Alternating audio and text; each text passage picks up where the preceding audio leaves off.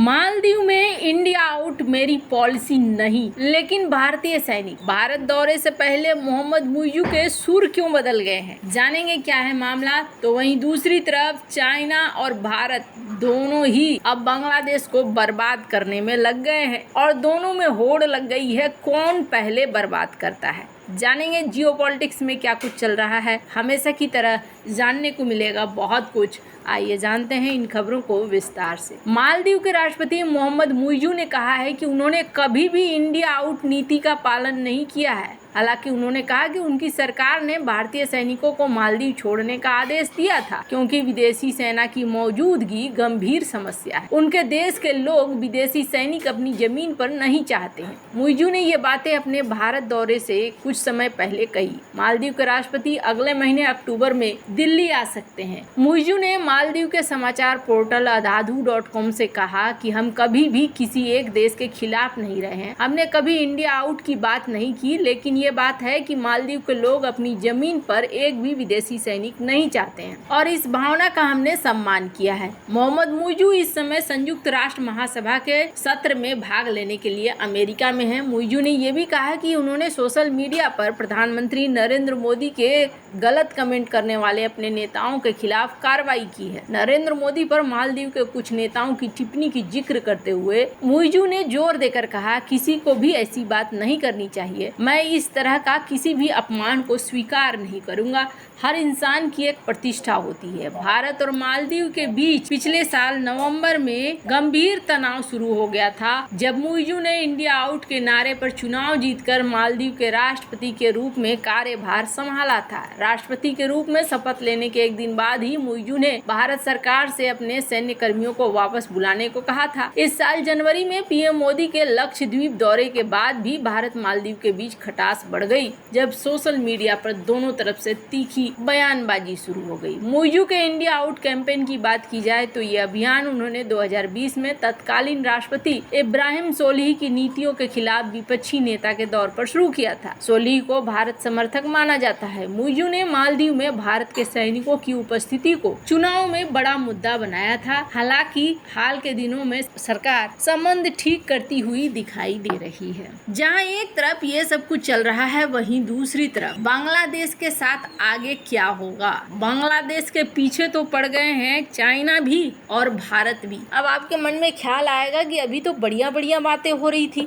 पर हो क्या रहा है। यूनुस पहुंचे हैं यूएन और यूएन में इन्होंने भाषण दिया। इन्होंने कहा कि देखो जी, बता दिया छात्रों ने, तानाशाही नहीं चलेगी और तानाशाही को हटा दिया गया है। और फिर इन्होंने कहा देशों से कि देश आप लोग भी अपने अपने यहाँ पर निवेश कीजिए, यंग लोगों के ऊपर उनको आगे बढ़ाइए वगैरह वगैरह। अच्छी बातें कही हैं इन्होंने, बहुत अच्छी बातें कही हैं। लेकिन अभी का सीन क्या है कि इनको थोड़ा भारी पड़ रहा है। कैसे भारी पड़ रहा है, कुछ दिन और बीत जाएगा तो इनको समझ में आएगा। स्क्रीन पर एक आर्टिकल देखिए। हमने आपको ये आर्टिकल काफी पहले दिखाया था। जैसे ही बांग्लादेश में अंतरिम सरकार बनी थी, चाइना ने तुरंत से दुनिया का सबसे बड़ा टेक्सटाइल शो संघाई में आयोजित किया था, क्योंकि चाइना इस बात को बहुत अच्छे से जानता है कि बांग्लादेश ढह गया है।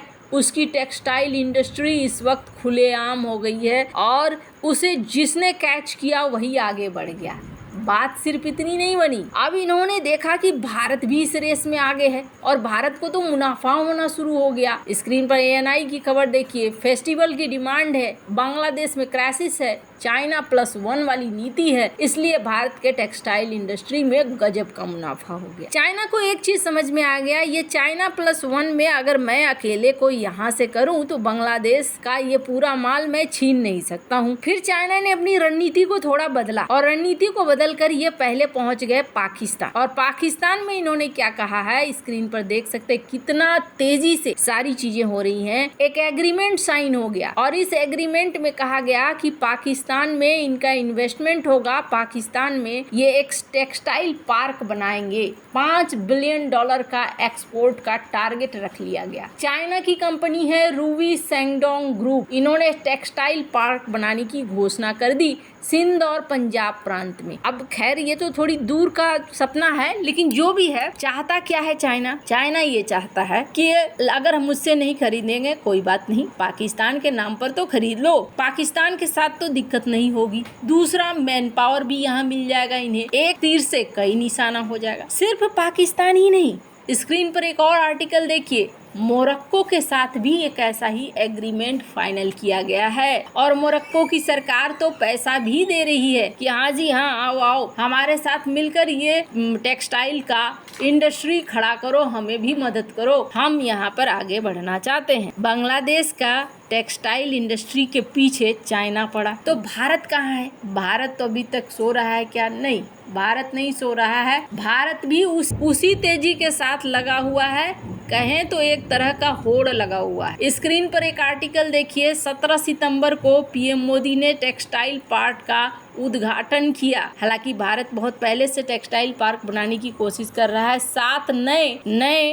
पार्क के बात भी की गई है। 10 से 12 कंपनियों को इंसेंटिव दिया पीएलआई स्कीम के तहत। भारत चाहता है कि जितनी जल्दी हो उतनी जल्दी इसमें आगे निकल लो, और यहाँ पर पहला ग्रुप मिल गया जिसको पैसे मिल गए हैं। इसके अलावे खादी फैशन शो आयोजित किया गया और 2030 तक का टारगेट भी बना लिया भारत ने। 6 करोड़ जॉब टेक्सटाइल सेक्टर में होंगे। 2030 तक $350 बिलियन का टारगेट रखा गया है। इसके अलावे AICTE ने एक कुरिकुलम भी निकाल दिया है, एक under graduate course textile engineering के लिए। यानी कि भारत भी चहु दिशा में अब घेर रहा है बांग्लादेश को। आपके मन में बहुत ख्याल आएगा, और ख्याल आएगा कि अच्छा, बांग्लादेश की टेक्सटाइल इंडस्ट्री क्या पूरी तरीके से शट डाउन हो गई है? बांग्लादेश की टेक्सटाइल फैक्ट्रियां काफी हद तक बंद हैं। अभी स्थिति ये है कि बांग्लादेश के जो टेक्सटाइल वर्कर्स हैं वो अब प्रदर्शन पर उतर आए हैं और वो ये कह रहे हैं कि भैया हमें काम चाहिए, हमें वापस से काम में लो। अब सवाल ये उठता है कि क्या फिर से काम शुरू नहीं हो सकता? क्या फिर से सब कुछ शुरू हो जाएगा? फिर से उन्हें मिलने लगेगा ऑर्डर? अमेरिका का मार्केट तो उनका सबसे बड़ा मार्केट है। अभी ही बहुत सारी कंपनियां बांग्लादेश से छिटक चुकी हैं। दूसरी बड़ी बात यह है कि इतनी जल्दी अभी वहां शांति नहीं आने वाली है, और वहां जिस तरीके से अब चरमपंथ वाली चीजें बढ़ने लगी हैं, बांग्लादेश के लिए फिर से शांति कायम कर पाना इतना आसान नहीं होने वाला है। जो ग्राहक हैं वो बहुत अच्छे से जानते हैं कि अगर यहाँ पर एक बार हम दूसरे के पास पहुंच चुके हैं तो बेहतर है कि हम वहीं रहे, कहीं और ना निकले, क्योंकि इससे फिर दोबारा लॉस होने की संभावना बहुत ज़्यादा बढ़ जाती है। अब जिस तरीके से यहाँ बांग्लादेश में प्रोटेस्ट चल रहा है,